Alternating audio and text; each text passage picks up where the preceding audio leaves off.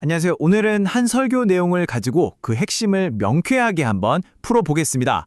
자, 한번 상상해 보세요. 만약에 말이죠. 이번 시간에는 바로 이 질문을 통해서 기독교 신학의 핵심 개념을 설명하는 한 설교를 깊이 파고들어 보겠습니다. 자, 설교가 정말 강력한 비유로 시작하는데요. 우리와 하나님 사이의 영적인 단절을 남북한을 가로막아서 가족들을 갈라놓는 바로 저 철조망에 빗대고 있는 겁니다. 그러니까 이 설교에서 말하는 핵심은요, 이 장벽이 무슨 물리적인 담 같은 게 아니라는 거예요.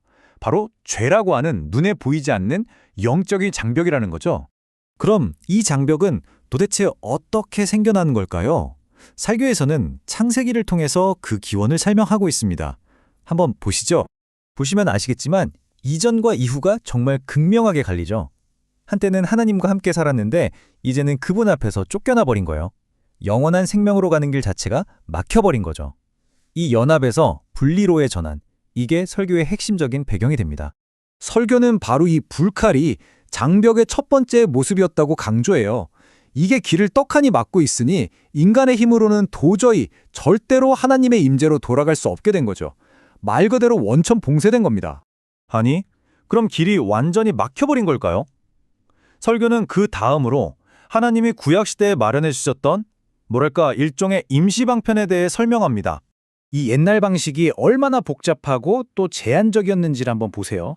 먼저 죄를 지으면 희생제물이 필요했고요. 그 제물은 동물의 생명으로 대신해야 했죠. 그리고 아무나 할 수 있는 게 아니라 오직 대제사장이라는 특별한 사람만 이 의식을 진행할 수 있었어요. 심지어 그 대제사장조차도 성전의 휘장, 그러니까 그 장벽을 1년에 딱 한 번만 통과할 수 있었다는 겁니다. 정말 까다롭고 또 매년 반복해야만 했죠. 그러니까 여기서 우리가 꼭 짚고 넘어가야 할 점은 설교에 따르면 이 모든 희생제사가 죄를 잠시 덮어주는 역할은 했을지 몰라도 그 근본적인 장벽 자체를 없애지는 못했다는 거예요. 그야말로 임시 방편이었던 거죠. 자, 이제 드디어 설교의 하이라이트로 갑니다. 그 임시방편이 아니라 장벽을 완전히 영원히 허물어버리는 궁극적인 해결책이 등장합니다. 이 해결책을 제대로 이해하려면 먼저 휘장이라는 단어를 알아야 해요. 이게 뭐냐면 성전에서 가장 거룩한 곳, 그러니까 하나님의 임재가 있는 곳과 나머지 공간을 나누는 아주 두껍고 무거운 커튼 같은 거였어요. 말하자면 눈에 보이는 영적 장벽의 상징이었던 셈이죠. 그리고 여기서 설교는 성경 구절을 인용해서 가장 중요한 연결고리를 만듭니다. 휘장은 곧 그의 육체니라. 이 분리를 상징하던 휘장이 바로 예수님의 몸과 같다는 엄청난 선언이죠. 자, 이 흐름을 보세요. 먼저 예수님은 죄 없는 삶을 사셨습니다. 그리고 모든 인류의 죄를 대신해서 궁극적인 희생 제물로서 십자가에 못 박히셨죠. 바로 그가 죽는 그 순간 성전에 있던 그 두꺼운 휘장이 위에서부터 아래까지 쫙 찢어졌다는 겁니다. 설교는 바로 이 순간이 하나님과 인간 사이의 장벽이 단번에 그리고 영원히 무너져 내린 역사적인 순간이라고 말하고 있는 겁니다. 좋아요, 장벽이 사라졌습니다. 그럼 그 다음은 뭘까요?